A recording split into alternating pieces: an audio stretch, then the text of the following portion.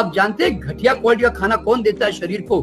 जिससे शरीर से दुश्मनी निकालनी है। जैसे ये शरीर आपका नहीं है और ये किसी और का है, सोतेला है, तो आप इसको कैसे कहते मालूम है? साले तुझे इस दुनिया में आराम से जीने नहीं दूंगा, कुत्ते की मौत मारूंगा तेरे को। ये ले चाय, कॉफी, शराब, सिगरेट, तंबाकू, ब्रेड, बिस्किट, पिज्जा, बर्गर, खा साले, मर तू। और तो आप इसको ऐसे दे रहे हो जैसे ये शरीर आपका नहीं है, किसी और का है। मुझे क्या साला, मरेगा तो मरेगा, मैं तो मजे ले लूं।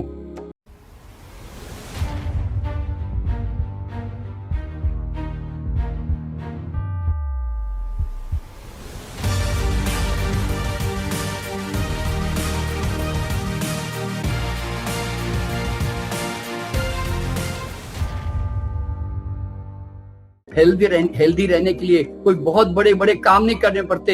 हेल्थ कोई बड़ा रॉकेट साइंस नहीं है, ध्यान रखना, कॉमन सेंस साइंस है। अरे 84 लाख योनियां बगैर किसी डॉक्टर को पूछे, बगैर किसी साइंटिफिक स्टडी के, इतने, ना कोई B12, ना कोई कैल्शियम, ना कोई पोटाशियम, ना इनका कोई दिमाग में भूत है, और आराम से मस्ती से जी रहे हैं। और मानव को जिसको इतना ज्ञान मिला वो कमबख्त भटक के रह गया। मैंने एक कविता लिखी, सदियां बीत गई मानव फिर भी पूछ रहा है ये, क्या खाऊं कैसे खाऊं खाना ढूंढ रहा है ये। जो ना खाना था ना पीना था वो भी निकल गया सारा, बुद्धि मिली थी ज्यादा जिसको वही भटक गया बेचारा।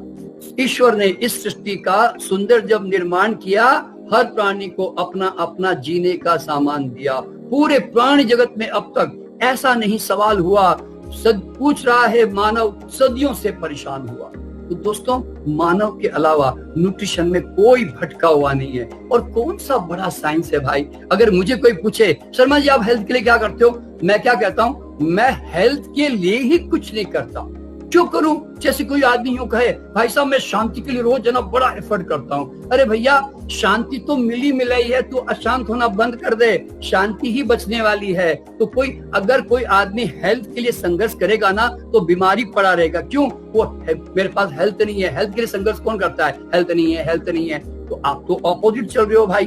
तो मैं हेल्थ के लिए कुछ नहीं करता, मैं शरीर की भाषा को मान के चलता हूँ। मुझे भूख लगे तो खाता हूँ, नहीं लगे तो वेट करता हूँ। वैसे तो मैं सुबह 10 बजे जूस पीता हूँ कई बार, और कई बार मैं 10 बजे जूस नहीं पीता, मैं 11 बजे पीता हूँ। कई बार मैं 12 बजे पीता हूँ। क्यों? मैं शरीर से पूछता हूँ चाहिए क्या? चाहिए बोलता है नहीं, अंदर से कोई इच्छा तो नहीं हो रही है।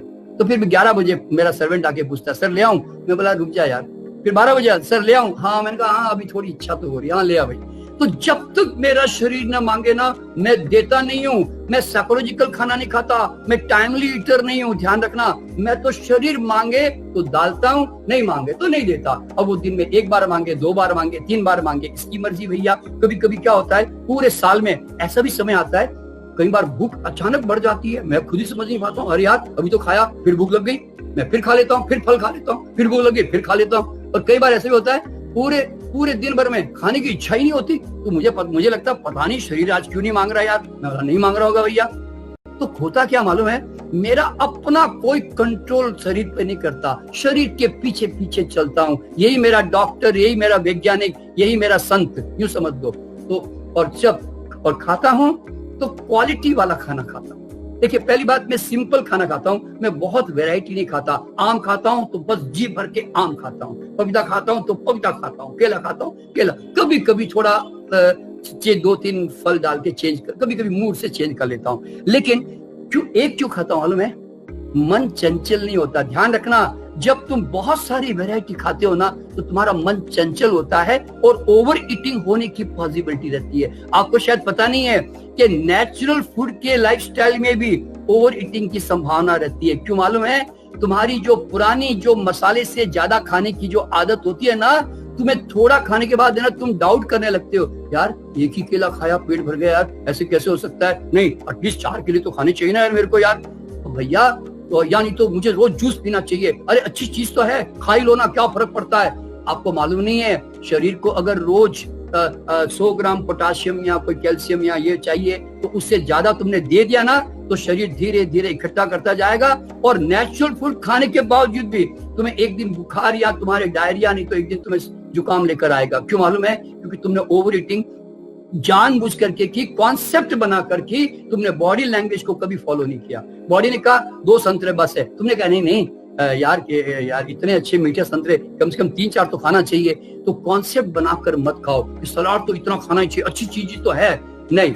ये चीजें मैंने भुगती बता रहा हूं। मैं जब रॉ फूड पे रहता हूं तो मुझे पता चलता है कि ओवर ईटिंग उसके अंदर भी होती है। इसीलिए जितना शरीर मांगे दे दो, बस। कितनी सिंपल सी कॉमन सेंस। अब कोई तुम किसी गाय को एक्स्ट्रा घास खिला के दिखा दो जरा, किसी चिड़िया को एक्स्ट्रा दाना खिला के दिखा दो जरा।